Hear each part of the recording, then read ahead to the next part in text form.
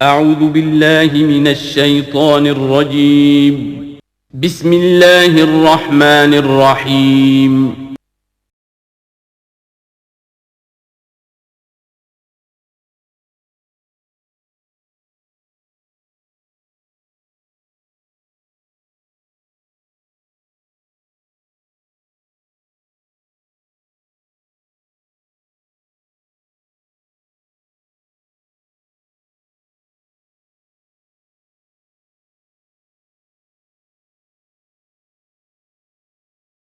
حبیبنا و نبینا و مولانا محمد وعلى آلہ وصحبہ اجمعین.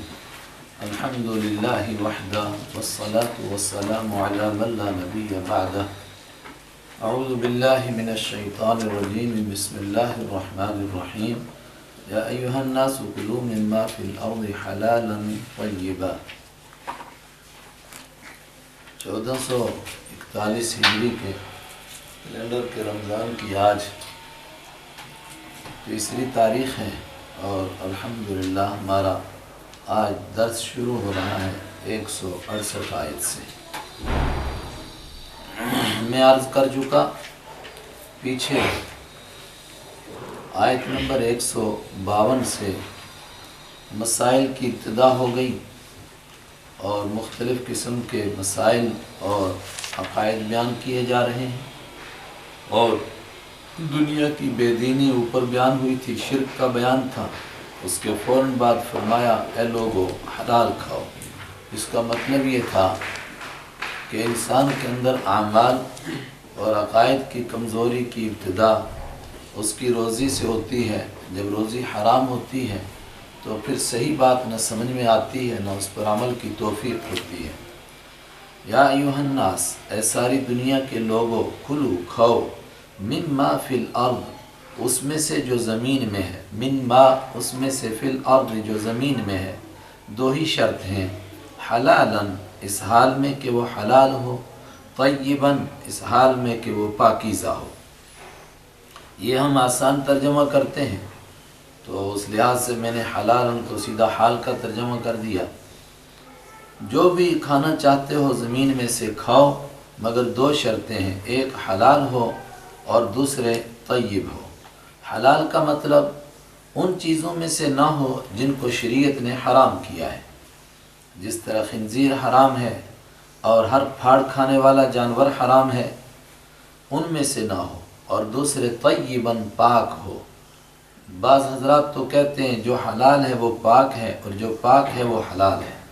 ایسی کوئی چیز نہیں کہ پاک ہو مگر اس کو حلال نہ کیا گیا ہو، اور ایسی کوئی چیز نہیں کہ جو حلال ہو مگر نعوذ باللہ وہ پاک نہ ہو. اور بعض حضرات نے کہا کہ دو باتیں الگ الگ مراد ہیں، حلال ہو یعنی شرعی طور پر حلال ہو، اور طیب ہو یعنی کسی اور کی ملکیت میں نہ ہو. بکری حلال ہے لیکن کسی کی بکری چوری کر کے کھانا حرام ہے. وَلَا تَتَّبِعُوا خُطُوَاتِ الشَّيْطَانِ، اور مت پیچھے چلو تم شیطان کے نقش قدم کے. اس کا مطلب جو حلال کے سوا کچھ اور کھا رہا ہے وہ شیطان کے نقش قدم کے پیچھے چل رہا ہے. اِنَّهُ لَكُمْ عَدُوٌّ مُّبِينٌ، بے شک وہ تمہارا کھلم کھلا دشمن ہے. وہ تمہیں انہی چیزوں کو، حرام چیزوں کو کھانے کی ترغیب دیتا ہے تاکہ حرام سے تمہارا خون تیار ہو اور پھر تم سے کوئی نیکی نہ کی جا سکے. انما یأمرکم بالسوء والفحشاء، بے شک وہ حکم دیتا ہے تم کو بالسوء برائی کا، والفحشاء اور بے حیائی کا. یہ لفظ بار بار آئے گا. دو چیزیں قرآن پاک بیان کرتا ہے، غلط چیزیں اور جن کاموں کو کرنا ناجائز ہے. ایک اس کے لیے سوء کا لفظ استعمال کرتا ہے، ایک فحشاء کا. سوء کے ترجمہ کرتے ہیں برائی، فحشاء کا ترجمہ کرتے ہیں بے حیائی. اس سے کیا مراد ہے؟ بہت سارے کہتے ہیں کہ دونوں سے ایک ہی مراد ہے. ہر ناجائز کام کو سوء اور فحشاء کہتے ہیں. وہ برا بھی ہے اور وہ گندہ بھی ہے اور وہ بے حیائی کا کام ہے. اور یوں بھی تفصیل کرتے ہیں کہ سوء ہر وہ برائی جس کو شریعت نے بیان کیا کہ یہ کام غلط ہے، اور فحشاء ہر وہ کام جس کو مزاج انسانی شریعت کے آنے سے پہلے ہی سمجھتا تھا کہ یہ ناجائز کام ہے. اس طرح غیر ایمان والے بھی سمجھتے ہیں چوری کرنا، بدمعاشیاں کرنا، ڈکیتیاں ڈالنا یہ سب غلط کام ہیں، اور یوں بھی تفسیر کرتے ہیں کہ سو جس کو قولی طور پر بولا جائے اور فحشا جس کو عملی طور پر کیا جائے، یوں بھی تفسیر کرتے ہیں سو وہ برائی جس کو انسان اکیلا کرے، اور فحشا وہ برائی جس میں اکیلا نہ کر سکے بلکہ دوسرا بھی شامل ہو۔ یوں بھی تفسیر کرتے ہیں کہ سو ہر وہ گندا کام جو آدمی چھپ کر کرے، اور فحشا ہر وہ گندا کام جو اعلان کر کے کرے۔ لیکن مجھے سب سے پہلی بات زیادہ پسند ہے، سو ہر وہ برائی جس کو شریعت نے بیان کیا۔ نماز چھوڑنا گناہ ہے، روزہ چھوڑنا گناہ ہے، زکوٰۃ نہ دینا گناہ ہے، یہ شریعت نے بیان کیا۔ اور فحشا وہ تمام گندے کام جن کو انسان خود سمجھتا تھا کہ یہ گندے ہیں۔ وَأَن تَقُولُوا عَلَى اللَّهِ مَا لَا تَعْلَمُونَ، اور شیطان تم کو حکم دیتا ہے ان تقولوا کہ تم کہو علی اللہ اللہ پر ما وہ باتیں لا تعلمون جو تم نہیں جانتے ہو۔ وَإِذَا قِيلَ لَهُمْ، اور جب شیطان انسان کو اس چکر میں ڈال دیتا ہے، پھر اس کی مت ماری جاتی ہے، پھر اس کو سمجھایا جائے کہ یہ غلط کام نہ کرو۔ وَإِذَا قِيلَ، اور جب کہا جاتا ہے لَهُمْ ان سے، اتبعوا پیچھے چلو، ما اس چیز کے انزل اللہ جو اللہ نے نازل کی ہے، قالوا بل نتبع ما الفینا علیہ آباءنا، تو ایسے لوگوں کا کیا جواب ہوتا ہے کہ ہم تمہارے کہنے پر نہیں چلیں گے، ہم تو اس پر چلیں گے جس پر ہم نے باپ دادا کو پایا ہے۔ اور یہ جواب حضرت نوح علیہ السلام سے انسان نے دینا شروع کیا تھا اور آج تک یہی دے رہا ہے۔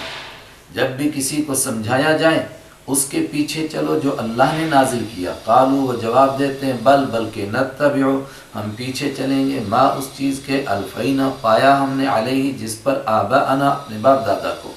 اولو کان آباؤہم لا یعقلون شیئا ولا یہتدون، اوا اور کیا تم پھر بھی باپ دادا کے راستے پر چلو گے، لو کان اگر ہوں، آباؤہم ان کے باپ دادا ایسے کہ لا یعقلون نہ سمجھتے ہوں وہ شیئن کوئی چیز، ولا یہتدون اور نہ وہ ہدایت پر ہوں، نہ سیدھے راستے پر ہوں، نہ کوئی چیز سمجھتے ہوں، پھر بھی باپ دادا کے راستے پر چلو گے۔ لیکن بڑی اہم بات ہے یہ، قرآن پاک نے یہ نہیں کہا کہ باپ دادا کے راستے پر مت چلو، بلکہ یہ کہا ان باپ دادا کے راستے پر نہ چلو جو عقل بھی نہیں رکھتے اور جو ہدایت پر بھی نہیں ہے۔ اس کا مطلب کہ جو باپ دادا عقل رکھتے ہیں ان کے راستے پر چلنا ہی دین ہے، جو باپ دادا ہدایت پر ہیں ان کے راستے پر چلنے کا نام ہی دین ہے۔ بہت سارے بدبخت لوگ جو بزرگ حضرات گزر گئے، صحابہ کرام گزرے، ائمہ مجتہدین گزرے، ان کے محنت کے ذریعے سے نکالے ہوئے مسائل پر چلنے کو کہتے ہیں کہ دیکھو اس آیت میں منع کیا گیا ہے، تو اس کا مطلب کہ صحابہ کرام سے لے کر آج تک سب بیوقوف تھے، لا یعقلون بھی تھے ولا یہتدون بھی تھے، تو یہ صاحب آئے جن کو عقل بھی ہے اور ہدایت بھی ہے۔ ان باپ دادا کے راستے پر چلنے سے منع کیا گیا جن کے پاس عقل نہ ہو، ہدایت نہ ہو۔ وہ جن کے پاس نہ عقل ہے نہ ہدایت ہے اور ان کے راستے پر چلتے ہو، کیسے باپ دادا ہیں؟ وَمَثَلُ الَّذِينَ كَفَرُوا، اور ان لوگوں کا حال جنہوں نے کفر کا راستہ اختیار کیا، کا مثل ان لوگوں کی طرح ہے، الَّذِي يَنْعِقُ جو آواز لگاتا ہے، بما اس چیز کو، لا يسمع جو نہ سنتی ہے، الا دعاء مگر صرف بلانے کو، ونداء اور پکارنے کو۔ جو لوگ کفر کا راستہ اختیار کر گئے ہیں وہ ان چیزوں کو پکار رہے ہیں جو سوائے پکار کے اور سوائے آواز کے کسی چیز کو نہیں سنتے ہیں۔ یعنی پتھروں کو پکارتے ہیں، ظاہر ہے کہ وہ پکار کو کیا سنیں گے، لا يسمع کچھ بھی نہیں سنتے ہیں۔ یہ دعا اور ندا دو چیزیں ہیں کہ ایک، کہتے ہیں کہ دو ہیں۔ دعا وہ آواز جس کا کوئی نہ کوئی مفہوم ہو، جس سے کسی کو متوجہ کرنا مقصد ہو، اور ندا جس میں متوجہ کرنا مقصد بھی نہیں، چیختے رہو چلاتے رہو ان کو کچھ پتہ ہی نہیں۔ صم بکم عمی فہم لا یعقلون، جو لوگ اس راستے پر چل چکے ہیں شرک کے راستے پر وہ کیسے ہیں، صم بہرے ہیں، ان کو کتنا سمجھاؤ لیکن وہ کانوں سے سننے کے لیے تیار نہیں، بکم گونگے ہیں، کسی سے پوچھنے کے لیے تیار نہیں، عمی اندھے ہیں، دیکھ کر کے عبرت حاصل کرنے کے لیے تیار نہیں، فہم لا یعقلون تو ایسے لوگ ہیں جو عقل سے کام نہیں لیتے ہیں۔ یا ایھا الذین آمنوا، اے وہ لوگوں جو ایمان لائے، کلوا من طیبات کھاؤ پاک چیزوں میں سے، ابھی تو کہا تھا پاک چیزوں میں سے کھاؤ، وہاں تمام لوگوں کو، تمام انسانوں کو مخاطب کیا گیا تھا، تو گویا یوں کہا گیا کہ ساری دنیا کے لوگ مانیں یا نہ مانیں، اے ایمان والو تم تو مانو، اگر تمہیں نیک راستے پر چلنا ہے تو پہلے اپنی روزی کو درست کرو، کلو کھاؤ، من طیبات ان پاک چیزوں میں سے، ما رزقنا جو ہم نے روزی دی ہے تم کو، واشکرو اور شکر کرو للہ اللہ کا اس بات کے اوپر کہ اللہ نے تم کو ایمان کی توفیق دی ہے، پاک چیزیں کھاؤ، ان کنتم ایاہ تعبدون اگر تم اسی کی عبادت کرتے ہو۔ وہ گویا بڑا ڈانٹ کا انداز ہے، جو حرام کھا رہا ہے اس کا مطلب کہ وہ اللہ کی عبادت نہیں کر رہا ہے، اگر اللہ ہی کی عبادت کرتا ہے تو اس کے اس حکم کو کیوں نہیں مانتا۔ انما حرم علیکم المیتۃ والدم ولحم الخنزیر، سوال پیدا ہوا کہ حرام چیزیں کیا ہیں؟ قرآن پاک کا انداز سمجھیے، کچھ چیزوں کو عرب کے لوگوں نے اپنی طرف سے حرام کر رکھا تھا، قرآن پاک اوپر اس کا رد کرتا ہے کہ ان پاک چیزوں کو کھاؤ جن کو تمہیں خود ہی حرام سمجھا ہوا ہے۔ تو سوال ہوا کہ حرام چیزیں کون ہیں؟ تو قرآن پاک لسٹ نہیں بیان کر رہا ہے کہ یہ چیزیں حرام ہیں، خاص طور سے ان چیزوں کو بیان کرتا ہے جن کو وہ بڑی پاک سمجھ کر کے کھاتے تھے، کہا یہ چیزیں حرام ہیں جن کو تم حلال سمجھ رہے ہو، اور جن کو تم نے حلال سمجھا تھا وہ حقیقت میں حرام تھی۔ کیا ہے حرام؟ انما حرام بے شک حرام کیا اللہ نے علیکم تم پر المیتہ مردار کو، جو ذبح کے بغیر خود بخود مر جائے کوئی چیز، کوئی بھی چیز ہو وہ مر گئی تو حرام ہوگی، اب مردار کو نہیں کھا سکتے، اس کو وہ کھاتے تھے اور وہ کہتے تھے کہ جو خود مری گویا اس کو اللہ نے مارا، اس لیے وہ بڑی مقدس ہو گئی ہے تو اس کے کھانے میں زیادہ ثواب ہے۔ والدم اور خون تمہارے اوپر اللہ نے حرام کیا، عرب کے لوگ خون پی جاتے تھے، بلکہ زندے جانور کا خون بھی پی جاتے تھے، اس کی رگوں میں پائپ ڈالتے تھے، چوس کر کے خون پی جاتے تھے، کہا بہتا ہوا خون، لیکن جو گوشت کے ساتھ خون لگا رہ جائے ہڈی کے ساتھ وہ نہیں مراد ہے، چونکہ آگے سورہ انعام میں آ رہا ہے دمم مسفوحا بہتا ہوا خون۔ ولحم الخنزیر اور اللہ نے حرام کیا تمہارے اوپر خنزیر کے گوشت کو، گوشت چونکہ اس کا جزو اعظم ہے ورنہ اس کی ہر چیز حرام ہے، اس کو کیوں حرام بیان کیا؟ اس کو بھی لوگ بہت شوق سے کھاتے تھے اور اس کو حلال سمجھتے تھے، پوتر سمجھتے تھے، کہا یہ حرام ہے، گندی چیز ہے، یہ تو مجسمہ گند ہے، دنیا میں اکیلا جانور ہے جو صرف گند سے پلتا ہے۔ وما اہل بہ لغیر اللہ اور چوتھی چیز جس کو وہ گناہوں کو معافی کا ذریعہ سمجھ کے کھاتے تھے، یعنی اس کو پاک سمجھتے تھے، وہ کیا چیز؟ وما اہل اور ہر وہ چیز اہل پکارا گیا ہے بھی جس کے ساتھ، لغیر اللہ اللہ کے علاوہ کسی اور کے لیے، جس کو اللہ کے علاوہ کسی اور کے لیے پکارا گیا ہے، کسی اور کے نام پر کس کو چڑھایا گیا ہے، کسی اور کے نام پر اس کو بینٹ چڑھایا گیا ہے، اس کو نہ کھاؤ، اور وہ اس کو پاک سمجھ کے کھاتے تھے۔ اس میں دو قسم کے جانور، ایک وہ جانور کے جس کو ذبح کرتے ہوئے بھی غیر اللہ کا نام لیتے تھے، لات اور عزا اور حبل کے نام پر ذبح کرتے تھے، براہ راست قرآن پاک میں وہی مراد ہے، لیکن اگر کوئی غیر اللہ کے نام پر چڑھائے جانور، غیر اللہ کو خوش کرنے کے لیے چڑھائے، اس لیے چڑھائے کہ غیر اللہ خوش ہوگا اور میرے کام بن جائیں گے، اور ذبح کرتے وقت میں معمول کے مطابق اللہ کا نام لے لے تو کیا حلال ہے یا حرام ہے؟ تمام فقہاء نے لکھا یہ بھی حرام ہے، ابن عابدین نے لکھا یہ حرام ہے، ملا جیون رحمۃ اللہ علیہ عالمگیر کے استاذ، ان کی مستقل تفسیر ہے احکام کے اوپر، احکام القرآن، انہوں نے لکھا حرام ہے، اور بہت قریب کی ہماری تفسیر شاہ ولی اللہ رحمۃ اللہ علیہ کے بیٹے شاہ عبدالعزیز رحمۃ اللہ علیہ کی تفسیر عزیزی، اسی موقع پر انہوں نے بڑی تفسیر سے لکھا کہ یہ بھی حرام ہے، بلکہ انہوں نے کہا کہ غیر اللہ کے اوپر اگر کوئی چڑھاوا چڑھایا گیا، تیل چڑھایا، چاول چڑھایا، اور کوئی چیز چڑھائی ذبح کرنے کے علاوہ کوئی چیز غیر اللہ پر چڑھائی تو وہ بھی چڑھانے کی وجہ سے حرام ہو گئی۔ ذبح اگر اس کو ذبح کرتے وقت بھی مقصود غیر اللہ کو خوش کرنا ہے، صرف معمول کے مطابق اللہ کا نام لے رہے ہیں، تو انہوں نے فرمایا ہیچ فائدہ نمیدار، اللہ کا نام لینے سے کوئی فائدہ نہیں ہوگا۔ ہاں اگر غیر اللہ کے نام پر کی اور پھر انسان کو احساس ہوا اس نے توبہ کی اور پھر اس کو اللہ کے نام لے کر ذبح کیا تو حلال ہے۔ اسی طریقے سے غیر اللہ کے نام پر کسی نے چڑھا دیا اور دوسرے نے وہاں سے خریدا اور خرید کر کے اللہ کا نام لے کر ذبح کیا تو حلال ہے، لیکن چونکہ وہ شرک کا معاون بنا اس لیے خریدنا درست نہیں ہے، اچھا نہیں ہے خریدنا، لیکن خرید کر ذبح کرے گا تو حرام نہیں کہیں گے۔ فمن اضطر، یہ 4 چیزیں بیان کی جن کو وہ حلال سمجھتے تھے یہ حرام ہیں، لیکن ان حرام چیزوں کے لیے بھی من جو اضطر مجبور کر دیا گیا، کوئی مجبور ہے جان بچانے کے لیے ان حرام چیزوں میں سے کوئی چیز کھائے بغیر نہیں زندہ رہ سکتا ہے، تو فرمایا اس کے لیے جائز ہے، لیکن 2 شرطیں ہیں۔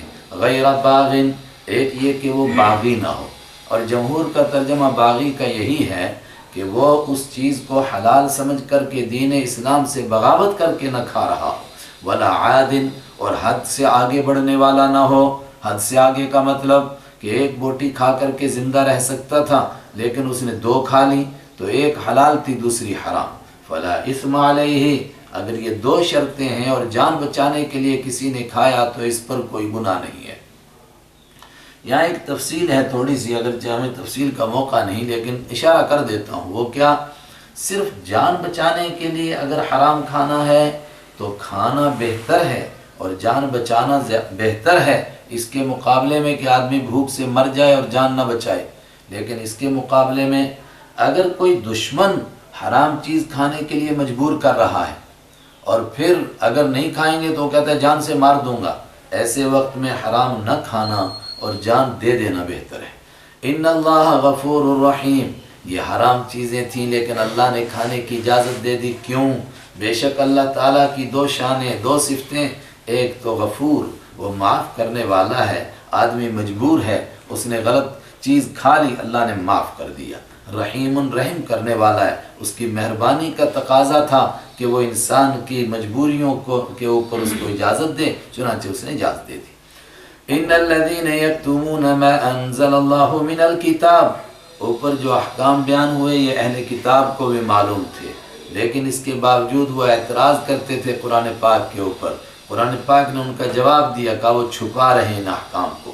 ان الذين، ان بے شک الذین، جو لوگ، یکتمون چھپاتے ہیں، ما انزل اللہ، جو اللہ نے اتارا، من الکتاب کتاب میں سے، ویشترون به ثمنا قلیلا، یشترون اور خریدتے ہیں بھی اس چھپانے کے بدلے میں، ثمنا قلیلا تھوڑی سی قیمت، تھوڑی سی دنیا کی کمینی قیمت لے لیتے ہیں احکام کو چھپانے کی وجہ سے۔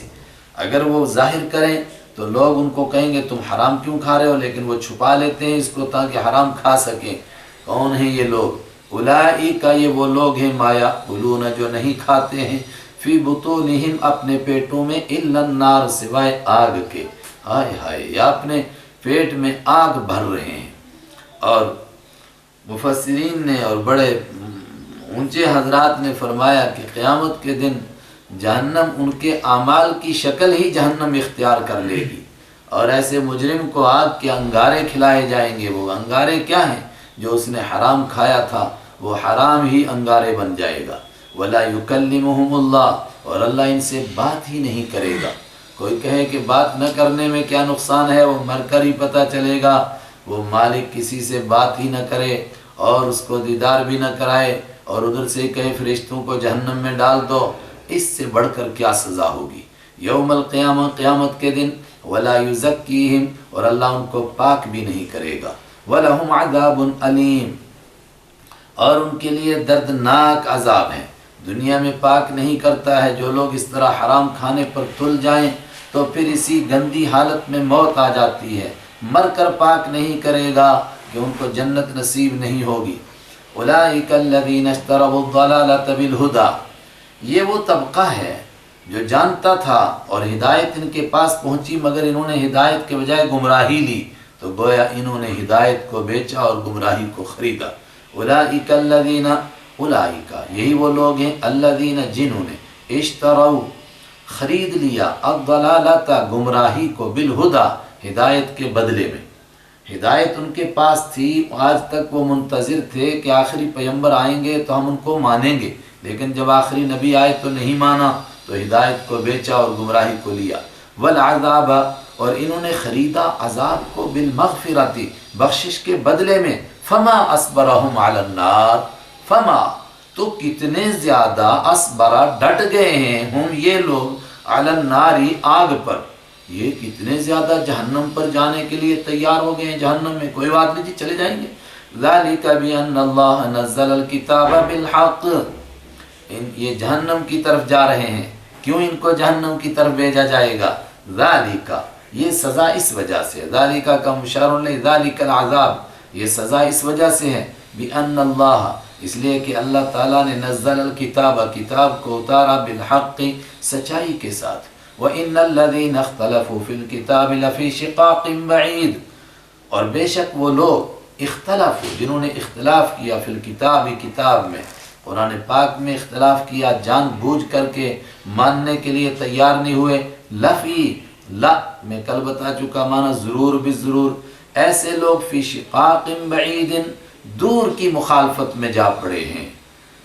دو قسم کے انسان ہیں، ایک وہ کہ جو جانتے نہیں تھے اور اس وجہ سے حق کے مخالف تھے، دوسرے جو جانتے ہیں اور پھر بھی حق کے مخالف ہیں، دونوں میں بہت فرق ہے۔ جو جان کر مخالف ہیں وہ شقاق بعید، دور کی گمراہی میں ہیں، اور جو انجانے میں مخالف ہیں، جب جب ان کو پتہ چلتا ہے، سامنے سے پردہ ہٹتا ہے، وہ سب کے سب ایمان لے آتے ہیں۔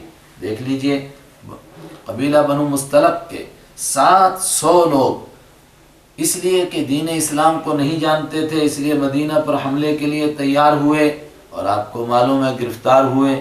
حضرت جویریہ رضی اللہ عنہ سے آپ صلی اللہ علیہ وسلم نے نکاح فرما لیا، تو صحابہ کرام کو احساس ہوا یہ تو حضور کے رشتہ دار ہو گئے، سب کو آزاد کر دیا صحابہ نے، حالانکہ گرفتار ہوئے تھے وہ۔ ان کے والد بھی آئے تو آپ صلی اللہ علیہ وسلم نے ان کے سامنے بھی دین پیش کیا۔ جب ان کو آپ صلی اللہ علیہ وسلم کے اخلاق کا احساس ہوا، ان کو بھی دین نصیب ہو گیا، ایک ہی دن میں سارا خاندان مسلمان ہو گیا۔ اکرمہ بن ابی جہل، خالد بن ولید، کیسے کیسے حضرات نے جیسے پردہ ہٹتا گیا مانتے گئے۔ اس کے مقابلے میں وہ یہودی جو جان بوجھ کر کے دشمن تھے، کیسے کیسے عبرت ناک حالات ان کے سامنے آئے، مگر مان کر نہیں دیا انہوں نے۔ اسی کو قرآن نے کہا وہ دور کی مخالفت میں پڑے ہوئے ہیں۔ یہاں تقریباً سورہ بقرہ کا آدھا حصہ ہوتا ہے، اور جو بنی اسرائیل کو سامنے رکھ کر کے عقائد کی بحث شروع ہوئی تھی، وہ تو دوسرا پارہ جہاں شروع ہوا تھا تقریباً اس کے پہلے رکوع پر ختم ہو گئی۔ اس کے بعد جو چند مزید احکام ہوئے وہ بھی یہاں ختم ہو گئے۔ عقائد کی بحث تھی تقریباً۔ لیس البر، یہاں سے آگے کچھ اعمال بیان کیے جا رہے ہیں کہ ایمان والوں کو کرنا کیا چاہیے۔ اسی لیے اس کو تفسیروں میں ابواب البر کے نام سے یاد کیا جاتا ہے، نیکی کے کام۔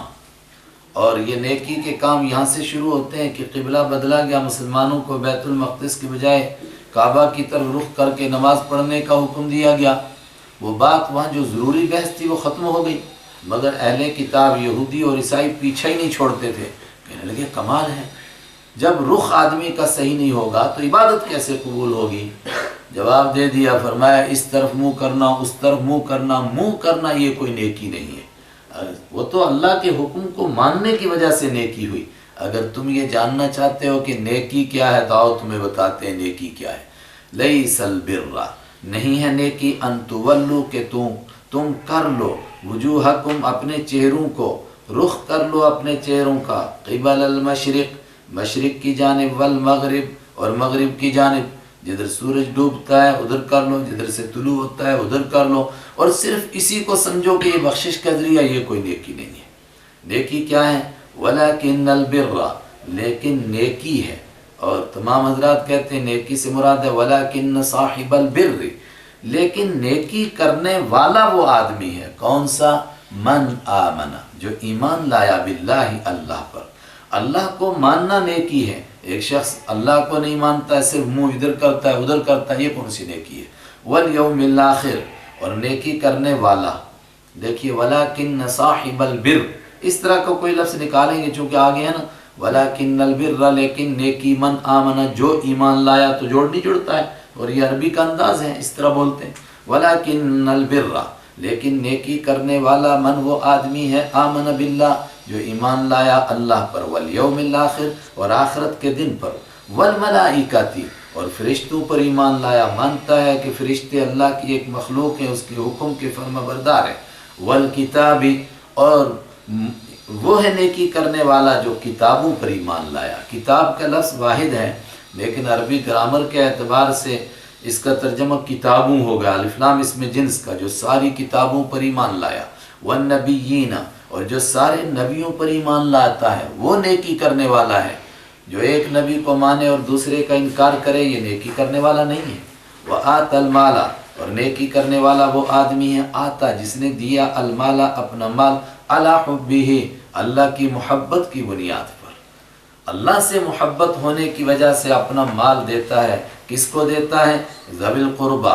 कल मैं बता चुका कि कुर्बा के माना खाली रिश्ता, और ज़वी के माना वाला। तो ज़विल कुर्बा रिश्ते वालों को, रिश्तेदारों को। अपना माल रिश्तेदारों को देता है, क्यों? इसलिए कि मोहब्बत अल्लाह से है, और अल्लाह ने कहा कि तुम्हारे माल में रिश्तेदारों का भी हक है, उनको भी देता है। वल यतामा, और यतीमों को अपना माल कमा कर देता है, क्यों?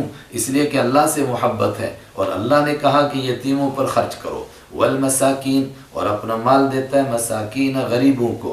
क्यों देता है गरीबों को? इसलिए कि अल्लाह से मोहब्बत है, और अल्लाह का हुक्म है कि अपने माल में से 2.5% तो तुमको देना ही देना है। वब्न सबील, और अपना माल देता है रास्ते के बेटे यानी मुसाफिरों को। वस्साइलीना, और मांगने वालों को। गरीबों में कुछ वो हैं जो गरीब हैं मगर मांगते नहीं, कुछ वो हैं जो मांगते हैं। व फिर रिकाबी, और अपना माल देता है फिर रिकाबी, फी फक्र रिकाबी, गर्दनों के छुड़ाने में। यानी अरबी का मुहावरा है, फिर रिकाब बोलते हैं लेकिन मुराद गर्दनों में, लेकिन मुराद होता है गर्दनों के छुड़ाने में। गर्दनों के छुड़ाने से मुराद कोई बेचारा हालात की लपेट में आकर गुलाम बन गया तो गुलामी से उसको छुड़ाने में, कोई मुसीबतों में फंस गया, कोई कैद में फंस गया, उसको कैद से छुड़ाने में। व अक़ामस्सलाह, और नेकी करने वाले वो लोग हैं जिन्होंने नमाज कायम की।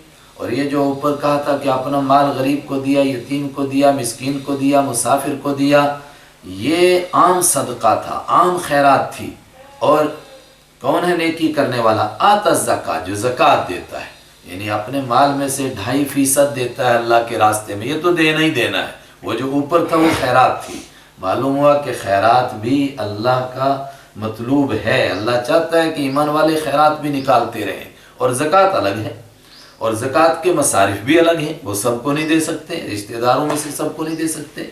वल्मुफून बिअहदिहिम, और नेकी करने वाले वो लोग हैं जो पूरा करने वाले हैं, बिअहदिहिम, अपने वादों को, इदा आहदू, जब वो वादा कर लेते हैं।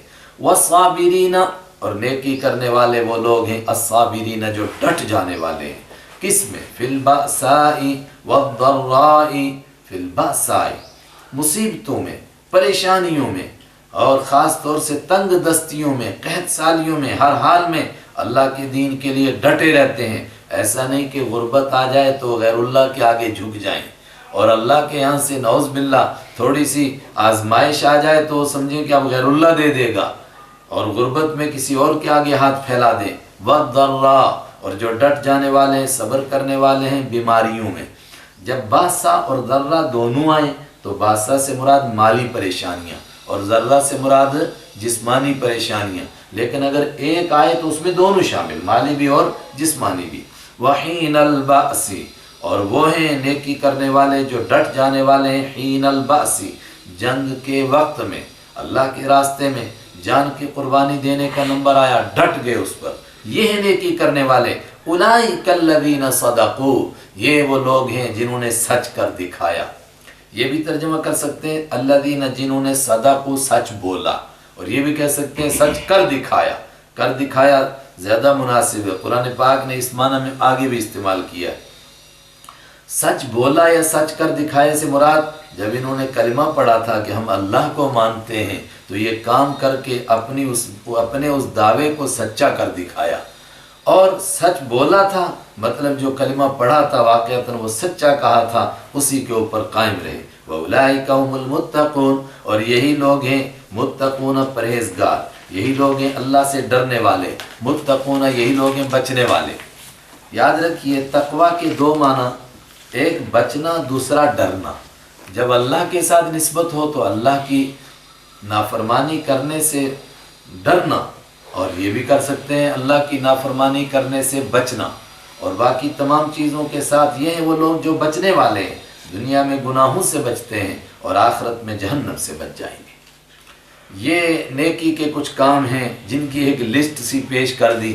اب کچھ اہم نیکیوں کا تفصیلی تذکرہ، اور آگے ایک ایک نیکی کو اسی عنوان سے بیان کیا جائے گا۔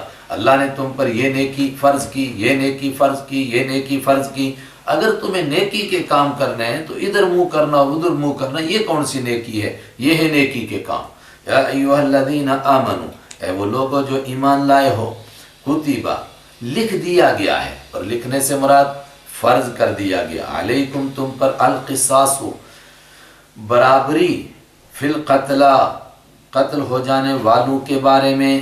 یہ قصاص عام برابری کو نہیں کہتے، خاص طور سے قتل کے بدلے میں برابری کو ملحوظ رکھنا، اس کو قصاص کہتے ہیں۔ برابری کیا؟ اسلام سے پہلے دور جہالت میں عرب کے اندر قصاص لیا جاتا تھا۔ اگر کوئی کسی کو قتل کر دیتا تھا تو اس کے بدلے میں قتل کرنے والے کو قتل کیا جاتا تھا۔ یہ والے تو میں نے سمجھانے کے لیے کہا، ان کے عجیب قسم کا معیار تھا۔ اگر بڑا آدمی چھوٹے کو قتل کرے تو کہتے تھے یہ اس کے مرتبے کا آدمی تھوڑا ہے، اس کے خاندان میں سے کسی غریب کو مار دو۔ اور یہاں تک کہ اگر کوئی مرد کسی عورت کو قتل کرے تو کہتے تھے عورت مرد کے برابر تھوڑی ہے، اس کے بدلے میں اس کی گھر والی کو قتل کر دو۔ اسی طریقے سے کوئی غریب اگر کسی بڑے آدمی کو مار دے تو کہتا تھا یہ غریب اس بڑے کے برابر تھوڑا ہے، اس کے بدلے میں اس کے 100 بندوں کو مارو۔ اس جہالت کو دور کرتے ہوئے قرآن پاک نے کہا اگر نیکی کرنی ہے تو قتل ہونے والوں کے بارے میں تم برابری ملحوظ رکھو، یہ نیکی ہے۔ لیکن یاد رکھیے کہ اسلام میں کس قتل کا بدلہ لیا جاتا ہے؟ جو جان بوجھ کر قتل ہو، اور قتل کرنے کے لیے قتل کرے، اور اس چیز سے قتل کرے جس سے آدمی قتل ہوتا ہے۔ اور اگر کوئی تھپڑ مارا اور بندہ مر گیا اتفاق سے، یا یہ ہے کہ یوں ہی دھکا دیا اور وہ مر گیا، یا سو رہے تھے دونوں اور ایک نے کروٹ بدلی اور وہ اس کے نیچے آ کے مر گیا، یا اور کسی طور پر بھی آدمی سے بندہ قتل ہو گیا، اس کے بدلے میں قتل کا بدلہ قتل نہیں ہے، اس کا دوسرے جرمانے ہیں، وہ 5ویں پارے میں آئیں گے، وہاں عرض کریں گے۔ لیکن اگر جان بوجھ کر کسی کو قتل کر دیا اور قتل کرنے کے لیے مارا تھا اور ایسی چیز سے مارا جس سے قتل ہوتا ہے تو اس کے بدلے میں اسی بندے کو قتل کیا جائے گا، مگر برابری کو سامنے رکھنا۔ برابری کا مطلب الحر بالحر، آزاد آدمی کو قتل کیا جائے آزاد کے بدلے میں۔ مطلب اگر کوئی آزاد آدمی کسی کو قتل کرے گا تو اس کے بدلے میں اس آزاد کو ہی قتل کیا جائے گا، یہ نہیں کہ ہم کہیں گے یہ بڑا آدمی ہے تو اس کی جگہ اس کے غلام کو قتل کر دو۔ والعبد بالعبد، اور غلام کو قتل کیا جائے غلام کے بدلے میں۔ ان کا جو رواج تھا کہ بڑا آدمی نے قتل کر دیا، اس کے بدلے میں اس کا ایک غلام قتل کر دو۔ آقا نے جرم کیا، سزا غلام کو نہیں، غلام کو قتل کیا جائے گا صرف غلام کے بدلے میں۔ جب غلام یعنی جو قتل کرے گا اس کو قتل کیا جائے گا۔ والانثى بالانثى، اور عورت کو قتل کیا جائے گا عورت کے بدلے میں۔ جب عورت کسی عورت کو قتل کرے گی تو جو قتل کرے گی اسی کو قتل کیا جائے گا اس کے بدلے میں۔ فمن عفی لہ، بڑی اہم بات، دنیا بھر کے اندر جو قتل کا مقدمہ ہے یہ فوجداری مقدمہ ہے۔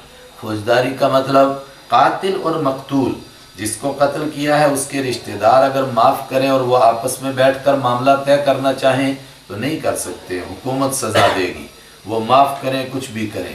اسلام نے کہا نہ، قتل اسلام کے ہاں دیوانی مقدمہ ہے۔ دیوانی کا مطلب کہ جس کو قتل کیا گیا ہے وہ، اس کے رشتہ دار اور قتل کرنے والا دونوں مل کر کے اگر کوئی معاملہ طے کرنا چاہیں فرمایا کر سکتے ہیں۔ چنانچہ ایک آدمی قتل ہو گیا، لیکن انہوں نے جو قتل ہو گیا تھا اس کے رشتہ داروں نے کہا کہ ہمیں قتل کے بدلے میں قتل نہیں کرانا، ہم اس کا جرمانہ قتل نہیں چاہتے، ہم کوئی مالی جرمانہ چاہتے ہیں۔ اگر وہ مالی جرمانے پر راضی ہو جائیں تو مالی ہی جرمانہ ہو۔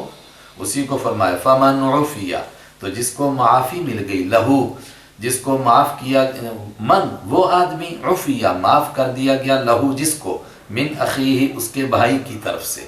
بھائی نہیں معاف کرے گا، تو مر چکا ہے، اس کے رشتہ داروں نے معافی دے دی۔ جس کو معافی دے دی، شیئن کچھ معافی ملی۔ کچھ کا مطلب یا تو یہ ہے کہ انہوں نے کہا کہ ہم بالکل معاف کرتے ہیں، کچھ نہیں لیں گے اس کے بدلے میں، تو کچھ نہیں ملے گا۔ لیکن انہوں نے کہا کہ ہم قتل کے بدلے میں قتل نہیں کرانا چاہتے، کچھ مالی جرمانہ دے دو، آخر اس کے بچے چھوٹے چھوٹے یتیم رہ گئے ہیں۔ تو جس کو معافی مل گئی اور اس پر کچھ مالی جرمانہ عائد ہوا تو جنہوں نے معاف کیا ان کو دوسرا حکم ملا، فرمایا تم نے معاف کیا ہے اور اب دیت، اس کو کہتے ہیں، اس پر تم راضی ہو گئے ہو جرمانے پر، اس جرمانے کو مانگو مگر اخلاقی دائرے میں۔ کیسے؟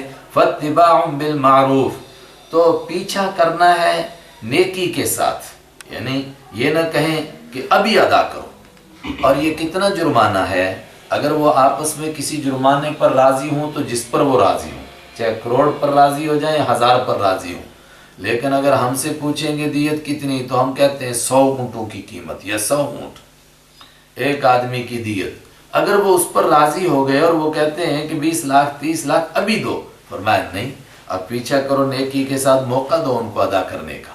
وَأَدَاءٌ إِلَيْهِ بِإِحْسَانٍ، اور جس آدمی سے مرڈر ہو گیا تھا، قتل ہو گیا تھا، اس کو معافی مل گئی، اس کو کہا اب ادا کرنا ہے تیرے ذمے، وَأَدَاءٌ، اور ادا کرنا ہے الیہ، اس کے لیے، ان کی طرف جس نے معاف کیا، بِإِحْسَانٍ، نیکی کے ساتھ، وہ بھی ٹال مٹول سے کام نہ لے، جتنا موقع ملا ہے، مہینہ 2 مہینہ جتنا عرصہ، اس کے اندر اس کو فوراً ادا کرے۔ یہ جو دنیا بھر کے اندر قتل فوجداری مقدمہ تھا اور ہم نے دیوانی مقدمہ بنایا، اس میں کیا فائدہ ہوا؟ ذَلِكَ تَخْفِيفٌ مِّن رَبِّكُمْ، یہ قتل کے مقدمے میں اختیار دے دیا کہ دونوں فریق آپس میں بیٹھ کر صلح صفائی کر لیں اور دشمنی کو آگے نہ بڑھنے دیں۔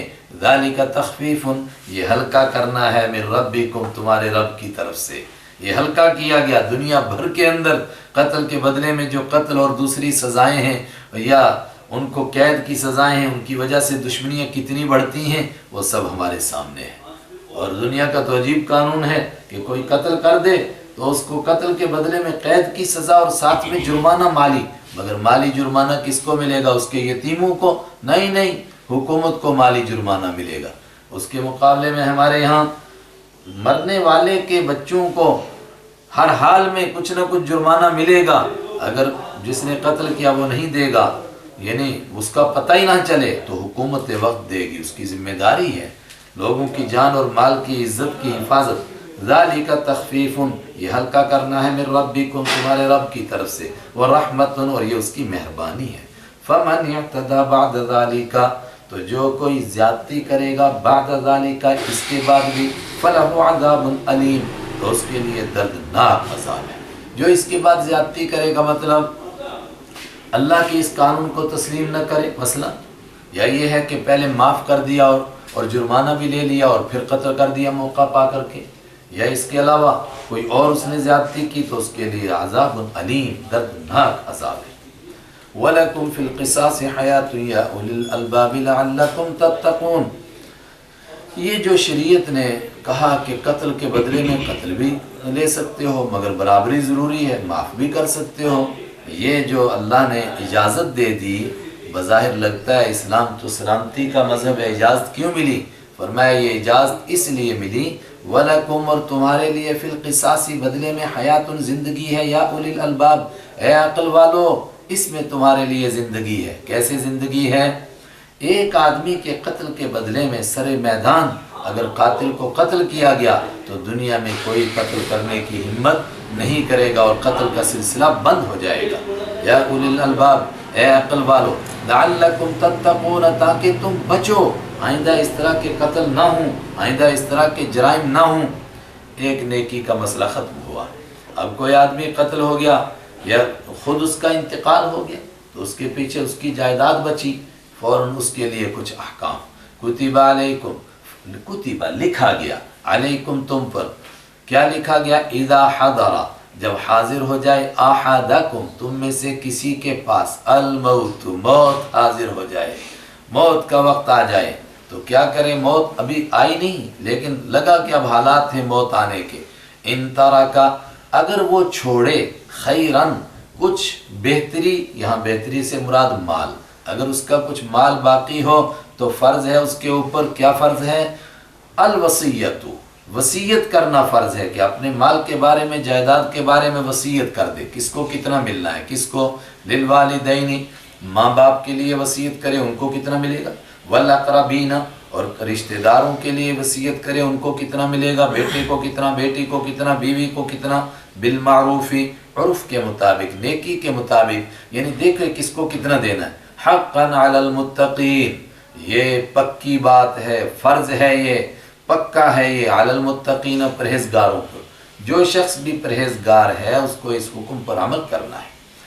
اب مرنے والے نے وصیت کی کہ میری جائیداد کو اس طرح بانٹنا، اس کے بعد میں رشتہ داروں میں سے کسی نے بدل دیا، فمن بدلہ، تو وہ آدمی جس نے بدل دیا اس وصیت کو، بعدما سمعہ، اس کے بعد کہ اس نے وصیت کو سنا تھا، فإنما اثمہ، تو بے شک اس کا گناہ، علی الذین، ان لوگوں پر ہے، الذین جو یبدلونہ، اس کو بدل دیتے ہیں، جو اس کو بدلیں گے ان پر گناہ ہوگا۔ وصیت کی تھی اس نے والدین کو اتنا دینا، بعد میں اس نے بدل دیا، کہا نہیں صرف بیٹوں کو دینے کی وصیت کی ہے، تو جو بدلیں گے اس کا جرم اسی پر ہوگا۔ یہ حکم تو بعد میں بدلے گا، لیکن وصیت کے بارے میں مطلق طور پر پتہ چل گیا کہ جو وصیت کو بدلے گا اس پر اس کا گناہ ہوگا۔ ان اللہ سمیع علیم، بے شک اللہ تعالیٰ سمیع، سننے والا ہے، علیم، جاننے والا ہے۔ فمن خاف من موص جنفا، ایک آدمی پاس بیٹھا ہوا تھا، کوئی وصیت کر رہا تھا، اس نے دیکھا کہ اس بیچارے کو احساس نہیں ہو رہا ہے اور بیماری کی وجہ سے یا جہالت کی وجہ سے یہ وصیت غلط کر رہا ہے، یعنی والدین کو مثلا بالکل محروم کر رہا ہے، ان کو کچھ نہیں دینا، یا بیوی کو محروم کر رہا ہے، اس کو کچھ نہیں دینا، یا بیٹوں میں سے کسی ایک کو محروم کر رہا ہے، اس کو نہیں دے رہا ہے، تو اس نے سمجھا دیا، فرمایا بہت اچھی بات ہے، اس کو سمجھانا چاہیے۔ فمن خافا، تو جس نے خوف کھایا، من موصٍ، وصیت کرنے والے سے، جنفاً، کسی ایک جانب جھک جانے کا، کہ یہ تو ایک کی طرف جھک رہا ہے، او اثمن، یا زیادتی کا، گناہ کا، یہ ایک آدمی کو بالکل محروم کر رہا ہے، فاصلح، تو اس نے اصلاح کر دی، بینہم، ان کے درمیان، لیکن اس کی زندگی میں اس کو سمجھایا بجھایا، اس طرح نہ کرو، ایسا کر لو، ایسا کر لو، فلا اثم علیہ، تو اس سمجھانے والے پر، اصلاح کرنے والے پر، لا اثم، کوئی گناہ نہیں، علیہ، اس پر، ان اللہ، بے شک اللہ تعالیٰ، غفور، بخشنے والا ہے، رحیم، رحم کرنے والا ہے۔ دیکھیے یہ شروع میں حکم ملا تھا، کل جو ہم نے پڑھا تھا کہ ہم کوئی آیت، کوئی حکم منسوخ کرتے ہیں تو اس سے بہتر لاتے ہیں، یہ اس کی زندہ مثال ہے۔ چونکہ عرب میں وسیع وراثت کا عجیب مسئلہ تھا کہ جس کو طاقت ہوتی تھی وہ وراثت پر قبضہ کر لیتا تھا، اس لیے آہستہ آہستہ ذہن بنایا گیا۔ یہ پہلا حکم آیا کہ ہر مرنے والے کو اپنی جائیداد کے لیے خود وصیت کرنی ہے کہ کس کو کتنا دینا ہے، تاکہ بعد میں جھگڑے کا ذریعہ نہ بنے۔ جب یہ ذہن بن گیا تو سورہ نساء انشاءاللہ آ رہی ہے، اس میں تفصیل سے بتا دیا کہ کس کو کتنا ملے گا، بیٹے کو کتنا، ماں باپ کو کتنا، بیٹی کو کتنا، بیوی کو کتنا، بیوی مر جائے تو شوہر کو کتنا، بھائیوں کو کتنا، وغیرہ وغیرہ، اس کی تفصیل آ گئی۔ جب اس کی تفصیل آ گئی تو اب رسول پاک صلی اللہ علیہ وسلم نے فرما دیا، لا وصیۃ لوارث، اب جس کو وراثت میں حصہ ملتا ہے اس کے لیے وصیت کرنے کی اجازت نہیں ہے۔ تو اب اگر کوئی وصیت کرے وارثوں کے لیے تو وصیت کا کوئی اعتبار نہیں ہے، البتہ اگر وارثوں کے علاوہ کسی اور ضرورت مند رشتہ دار کے لیے وصیت کرے، یا کسی خیر کے کام میں، مسجد کے لیے، مدرسے کے لیے، یا غریب کے لیے، یتیم کے لیے، مسکین کے لیے وصیت کرے، اس کا اعتبار ہے، لیکن اس کے لیے ایک اور شرط لگا دی، وہ کیا؟ 1/3 مال کی وصیت کر سکتا ہے، اس سے زیادہ کی وصیت کرنے کی اجازت نہیں ہے۔ 2 نیکیاں ہوئیں، ایک اور نیکی سنو جس میں میں اور آپ چل رہے ہیں، اللہ قبول فرمائے۔ یا ایھا الذین آمنوا، اے وہ لوگوں جو ایمان لائے ہو، کتبہ، لکھا گیا، علیکم، تم پر، لکھا گیا کا معنی ابھی ہم سمجھے فرض کیا گیا، الصیام، روزے رکھنا، روزہ رکھنا فرض کیا گیا تم پر، کما، جیسا کہ کتبہ، فرض کیا گیا تھا، علی الذین، ان لوگوں پر، من قبلکم، جو تم سے پہلے تھے، تم سے پہلے جو امتیں گزریں اور ان کو جو اللہ کی طرف سے احکام ملے، بے شک رمضان کے روزے نہیں تھے اور پورے 30 دن کے نہیں تھے، کم زیادہ تھے، لیکن بہرحال ہر امت پر روزے فرض تھے۔ کیوں؟ جو روزے کے ذریعے سے انسان کی اصلاح ہو سکتی ہے وہ کسی دوسرے طریقے سے نہیں ہو سکتی۔ کیوں روزے فرض کیے گئے؟ فائدہ، لعلکم تتقون، تاکہ تم پرہیزگار بن جاؤ، تاکہ تم بچو، کس سے؟ اللہ کی نافرمانی کرنے سے، تاکہ تم بچو جہنم میں جانے سے۔ ایام معدودات، کتنے روزے فرض ہیں؟ فرمایا یہ تو امت وسط ہے، اعتدال والا مسئلہ، اعتدال کا تقاضا ہے، تھوڑے دنوں کے لیے، کتنے دنوں کی؟ ایامن، दिन हैं मादूदात, गिने हुए कुछ दिन हैं, ज़्यादा नहीं है। कितने हैं? 30 हो सकते हैं या 29 हो सकते हैं, बस कोई ज़्यादा नहीं।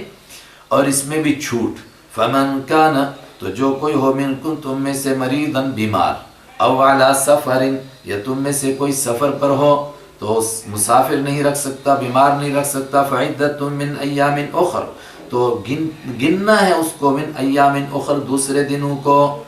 जितने रोज़े छूट जाएं बीमारी में इतने बाद में रख ले, जितने रोज़े सफ़र में छूट जाएं इतने बाद में रख ले। लेकिन अगर हिम्मत करके बीमारी में रख ले और हिम्मत करके सफ़र में रख ले तो अच्छी बात है। तीसरा हुक्म, अगर कोई ऐसा बीमार है जो ठीक ही नहीं हो सकता है, जिसको ठीक होने की उम्मीद नहीं, वअलल्लज़ीना, और उन लोगों पर युतीक़ूनहु, जो रोज़े की ताकत रखते हैं मगर बड़ी मुश्किल से। इस आयत की 3 तफसीरें हैं। मैं आसान बात कहता हूँ जिस पर आज अमल है उम्मत का, और इमाम राग़िब अस्फ़हानी ने यह तर्जमा किया, युतीक़ूनहु, जो बड़ी मुश्किल से रोज़े की ताकत रखते हैं। कौन? वो बूढ़ा इंसान जिसको अब ठीक होने की उम्मीद नहीं, वो बीमार कैंसर का मरीज़ जो बेचारा नहीं रोज़ा रख सकता है। और इसी के बीच में शामिल किया दूध पिलाने वाली जिसको हिम्मत ही नहीं रोज़ा रखने की, हमल वाली जिसको हिम्मत ही नहीं रोज़ा रखने की, फिदियतुन, लेकिन जिसको नहीं है हिम्मत, वो खुद फैसला करना उसने कि है कि नहीं, ऐसे आदमी के ऊपर फिदियतुन, फिदिया दे देना है। ताआमु मिस्कीन, मिस्कीन का खाना, मिस्कीन का खाना यानी एक मिस्कीन को 2 वक्त का खाना दे दो, एक रोज़े की तरफ से ये फिदिया हो गया। अब रोज़ा नहीं रखेगा और फिदिया दे देगा, ये भी उसके लिए काफ़ी है। क्यों? ये आसान दीन है। बीमार है नहीं रख सकता, कज़ा कर ले। ऐसा बीमार है कि ठीक होने की उम्मीद ही नहीं, तो फिदिया दे दे। और फिदिया कितना आसान, एक मिस्कीन का खाना वो कितना बनता है? फरमाया जितना एक रोज़े का, जितना एक आदमी का सदका फ़ितर, मसलन आज 100 रुपया सदका फ़ितर मान लेते हैं, तो एक रोज़े का फिदिया 100 रुपये, तो 30 दिन तक नहीं रख सका तो 3000 रुपया दे दे। फमन ततव्वा खैरा, तो जो कोई ततव्वा खुशी से करे, खैरन नेकी का काम, क्या करे? एक मिस्कीन का खाना खिलाना था, रोज़ाना 100 मिस्कीनों को खाना खिलाता है, फहुवा खैरुल लहू, तो वो उसके लिए और बेहतर है। और इतना बीमार है मगर हिम्मत करके, या दूध पिलाने वाली है या हमल वाली है और हिम्मत करके रोज़ा रख ले तो और अच्छी बात। वान तसूमू, और ये बात कि तुम रोज़ा ही रख लो, खैरुल लकुम, ये तुम्हारे लिए और बेहतर है, हिम्मत करके रखने चाहिए। इन कुंतुम तालमून, अगर तुम जानते हो तुम्हें रोज़े की कदर है तो फिदिया से वो सवाब नहीं मिलेगा जो रोज़ा रखने से है, इसलिए हिम्मत करके रख लो रोज़े। शहरु रमज़ान अल्लज़ी उन्ज़िल फ़ीहिल क़ुरआन, साल में 1 महीने के रोज़े रखने थे, तो सवाल पैदा हुआ रमज़ान ही उसके लिए क्यों तय हुआ, किसी और महीने को दे देते। फरमाया इसलिए कि रमज़ान बरकत वाला महीना है, इसमें कुरान उतरा है, तो जिस रात में उतरा वो रात बेहतर, जिस महीने में उतरा वो महीना बेहतर। जब ये बेहतर महीना है तो रोज़ा रखने के लिए भी यही मुनासिब है। शहरु रमज़ान, रमज़ान का महीना, अल्लज़ी उन्ज़िला फ़ीही, वो महीना है अल्लज़ी फ़ीही, जिसमें उन्ज़िला उतारा गया है अल कुरान, कुरान। और कुरान क्या है? हुदल लिन्नास, वो सरापा हिदायत है लोगों के लिए, सरासर हिदायत है। सरासर किसका तर्जमा हुआ? हुदन मस्दर, सरासर ज़बरदस्त हिदायत है इंसानों के लिए। वबय्यिनातिन मिनल हुदा, वबय्यिनातिन, और वाज़े अहकाम हैं मिनल हुदा, हिदायत के साफ साफ अहकाम हैं कुरान पाक में। वल फुरक़ान, और कुरान पाक क्या है? इसमें वाज़े अहकाम है जो हक़ और बातिल में फ़र्क करने वाले हैं। फमन शहीदा, तो दोबारा सुनो, रमज़ान का तज़किरा आ गया इसलिए फिर सुनो। मन शहीदा, जो कोई हाजिर हो, जो कोई पाए, मिनकुम तुम में से, अशहरा इस महीने को, फलियसुमहु, तो उसको चाहिए कि रोज़ा रखे। अब ये जो दूसरा हुक्म आया कि रमज़ान को जो भी पाए तो वो रोज़ा रखे, तो किसी को ये गलतफहमी ना हो जाए कि ऊपर बीमार और मुसाफिर को जो छूट मिली थी शायद वो छूट ख़त्म होगी। फरमाया नहीं, वमन कान मरीदा, और जो कोई बीमार हो, औ अला सफ़रिन, या सफ़र पर हो, फ़इद्दतुम मिन अय्यामिन उखर, तो गिनना है उस पर, मिन अय्यामिन उखर, दूसरे दिनों में से, मतलब जितनी गिनती के रोज़े छूट जाएं उतनी गिनती वो दूसरे दिनों में पूरी कर ले। युरीदुल्लाहु बिकुमुल युस्र, ये इतनी आसानियाँ अल्लाह क्यों दे रहा है कि रोज़े रखो, लेकिन जो बीमार है छोड़ दे, اور اتنا بیمار ہے کہ ٹھیک ہی نہیں ہو سکتا ہے تو دوسرے وقت میں رکھ لیں۔ کیوں؟ یرید اللہ، چاہتا ہے اللہ بکم تمہارے ساتھ الیسرا آسانی کرنا، ولا یرید، اور وہ نہیں چاہتا بکم تمہارے ساتھ العسرا تنگی کرنا۔ اور کیا چاہتا ہے؟ اگر بیمار کو اور مسافر کو یہ اجازت نہ ملتی تو پھر بیمار اور مسافر کا مجبوری میں روزہ چھوٹ جاتا تو لوگوں کے ہوتے 29 روزے اور بیمار کے ہوتے 20، ساری زندگی کڑتا رہتا کہ میرے تو 20 ہی ہوئے۔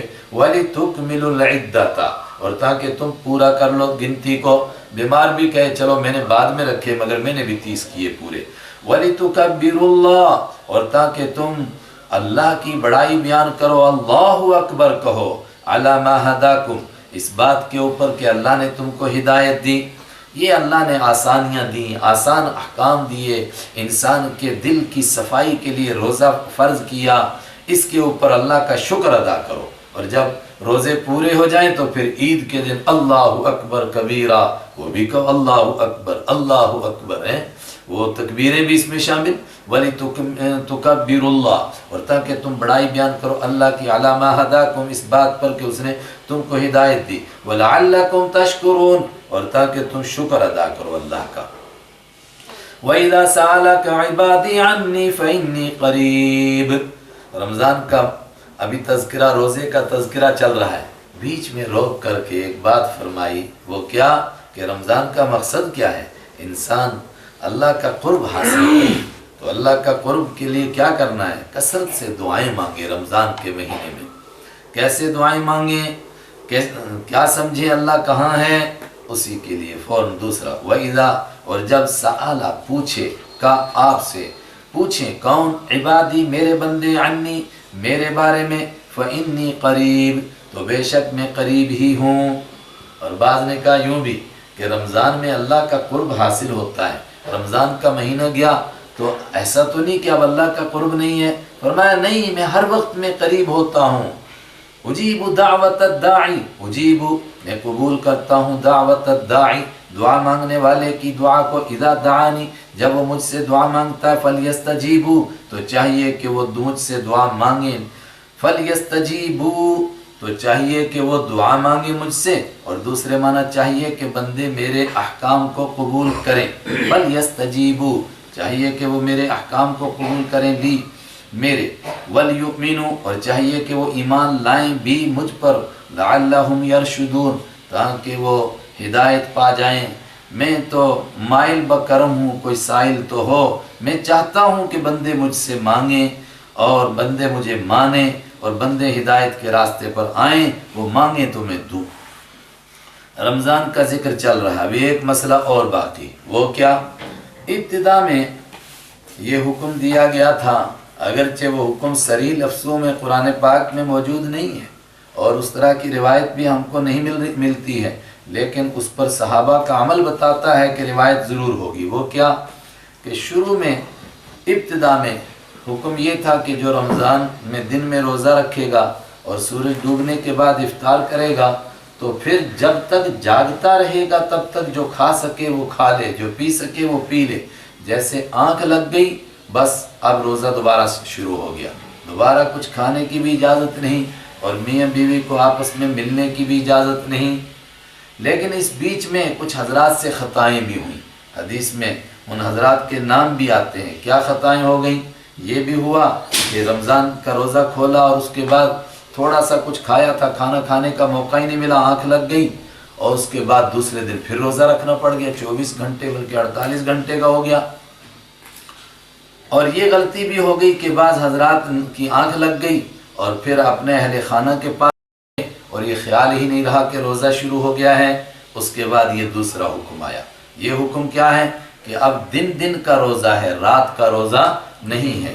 افطار کرنے کے بعد آنکھ لگے نہ لگے، جب تک فجر ہوتی تب تک رات کو کھانا بھی جائز، پینا بھی جائز، میاں بیوی ملے وہ بھی جائز۔ احل حلال کیا گیا لکم تمہارے لیے، لیلۃ الصیام روزے کی رات میں کیا حلال کیا گیا؟ الرفث دل لگی کرنا، الی نساء ملاقات کرنا، الی نسائکم اپنی بیویوں سے، ہن لباس لکم ہن وہ بیویاں لباس ہیں، کپڑے ہیں، پردے کی چیزیں ہیں، لکم تمہارے لیے، وانتم لباس لہن اور تم لباس ہو ان کے لیے۔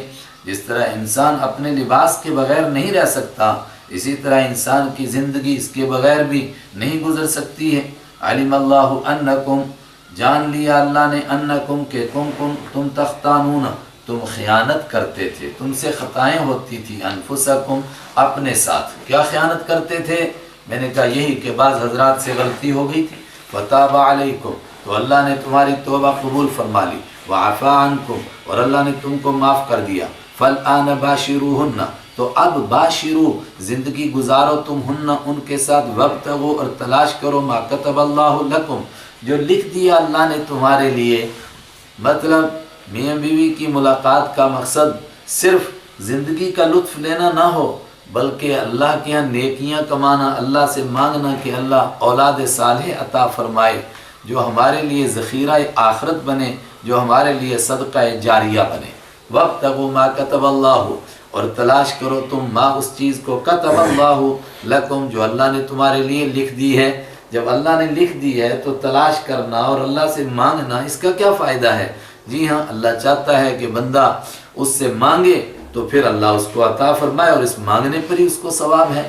کسی کا بیٹا بہت نیک ہو گیا اتفاق سے، مگر باپ نے نہ اس کو نیک بنانے کی کوشش کی اور نہ اللہ سے اولاد صالح مانگی، تو اس کے نیک ہونے کا تو باپ کو کوئی فائدہ نہیں ہوا۔ باپ کو تب فائدہ ہے جب اس کے نیک بنانے کی کوشش بھی کرے اور اللہ سے اولاد صالح مانگے۔ وَكُلُوا وَاشْرَبُوا حَتَّى يَتَبَيَّنَ لَكُمُ الْخَيْطُ الْأَبْيَضُ مِنَ الْخَيْطِ الْأَسْوَدِ مِنَ الْفَجْرِ، وَكُلُوا، اور کھاؤ، وَاشْرَبُوا، اور پیو، حَتَّى، پیو، رات کو اب روزہ ضروری نہیں، حَتَّى يَتَبَيَّن، یہاں تک کہ واضح ہو جائے، لکم تمہارے لیے، الخیط الابیض، سفید ڈورا، سفید دھاگا، من الخیط الاسود، کالے دھاگے میں سے، لیکن کالا اور سفید دھاگا یہ سود کا دھاگا نہیں، من الفجری، یعنی فجر کا دھاگا، یعنی فجر کی روشنی، رات کی اندھیری، دونوں میں فرق ہونے لگے، تمہیں صبح کی روشنی سے پتہ چل جائے کہ رات کی اندھیری جا چکی ہے اور صبح طلوع ہو چکی ہے۔ جب صبح طلوع نہ ہو جائے، کیونکہ جب صبح طلوع ہوتی ہے تو پورے مشرقی پٹی کے اوپر ایک روشنی نظر آتی ہے، تو بالکل ایسا لگتا ہے جس طرح دو دھاگے ہیں، ادھر اندھیری والا دھاگا ہے، ادھر روشنی والا دھاگا۔ ثم اتم الصیام الی اللیل، تو فجر کے طلوع ہونے سے روزہ شروع ہوگا تو ختم کب ہوگا؟ ثم اتم، پھر پورا کرو تم الصیام، روزے کو، الی اللیل، رات میں۔ اجازت مل گئی کہ رات کو کھا پی سکتے ہو، گھر والوں سے مل بھی سکتے ہو، لیکن اگر کوئی اعتکاف کرے، فرمایا پھر ملنے کی اجازت نہیں ہے۔ ولا تباشروا، اور مت تم ملو، ملاقات کرو، ہن، ان سے، اپنی بیویوں سے، وانتم عاکفون فی المساجد، اس حال میں کہ تم مساجد میں اعتکاف کر رہے ہو۔ تلک حدود اللہ، یہ اللہ کی قائم کی ہوئی دیواریں ہیں، فلا تقربوها، تو تم ان کے قریب بھی مت جاؤ۔ کذالک یبین اللہ، اسی طرح اللہ بیان کرتا ہے آیاتی ہی، اپنی آیتوں کو، للناس، لوگوں کے لیے، لعلہم یتقون، تاکہ لوگ پرہیزگار بن جائیں، کھول کھول کے بیان کرتا ہے اپنے احکام کو۔ ولا تاکلوا اموالکم بینکم بالباطل، بڑی اہم بات، رمضان میں حلال چیزیں بھی انسان کے لیے کھانا حرام ہو گئیں، اور آدمی کے سامنے سب کچھ موجود ہے، لیکن وہ ایک مشق کرتا ہے، اللہ کے حکم کے اوپر بھوکا رہنے کی، کچھ نہیں کھاتا۔ فرمایا جس طرح رمضان میں سب کچھ موجود ہونے کے باوجود روزے کی وجہ سے کھانا جائز نہیں تھا، اسی سے سمجھو پرہیزگار بن گئے ہو، کسی کا مال بھی تمہارے لیے کھانا جائز نہیں، چاہے کسی ڈھنگ سے بھی کھاؤ، دھوکہ دے کر کھاؤ، جھوٹ بول کر کے کھاؤ، یا عدالت میں مقدمہ لڑ کر کے اور مقدمے میں جیت کر کے کسی کا مال کھاؤ۔ ولا تاکلوا، اور مت کھاؤ تم، اموالکم، اپنے مالوں کو، بینکم، آپس میں، بالباطل، باطل طریقوں سے، اور جھوٹ کے طریقوں سے، وتدلوا بها الی الحکام، اور مت لے جاؤ تم مال کے مقدموں کو، الی الحکام، حاکموں کے پاس، حکومت وقت کے افسران کے پاس، لتاکلوا، تاکہ تم کھا جاؤ، فریقاً، ایک حصہ، من اموال الناس، لوگوں کے مالوں میں سے۔ مطلب آدمی دوسرے کا مال باطل طریقے سے کیسے کھا سکتا ہے؟ دھوکہ دے کر، جھوٹ بول کر، فراڈ کر کے کچھ بھی کھا سکتا ہے۔ ایک اور طریقہ ہے کہ جھوٹا مقدمہ کرے اور جھوٹے گواہ کھڑے کرے، اور عدالت میں جا کر وہ گواہی دے دیں کہ یہ زمین میری ہے، تو کیا ان گواہوں کی گواہی دینے سے اس کی زمین بن جائے گی؟ اس کو اپنی جگہ معلوم ہے کہ یہ میری نہیں ہے، اور جج مجبور ہے کہ گواہوں کے مطابق فیصلہ کرے، اور میں ایسا نہ کرو، اس سے تمہارے لیے مال حلال نہیں ہو جائے گا۔ لِتَأْكُلُوا فَرِيقًا، تاکہ تم کھا جاؤ ایک گروہ کو، یہاں گروہ سے مراد ہے ایک حصے کو، من اموال الناس، لوگوں کے مالوں میں سے، بالاسم، گناہ کے ساتھ، وَأَنْتُمْ تَعْلَمُونَ، حالانکہ تم جانتے ہو، اور جان بوجھ کر کے ایسا کرو، ایسا نہ کرو۔ ایک نیکی کا بیان پورا ہوا، تھوڑا وقفہ، پھر انشاءاللہ اگلی نیکی کا بیان۔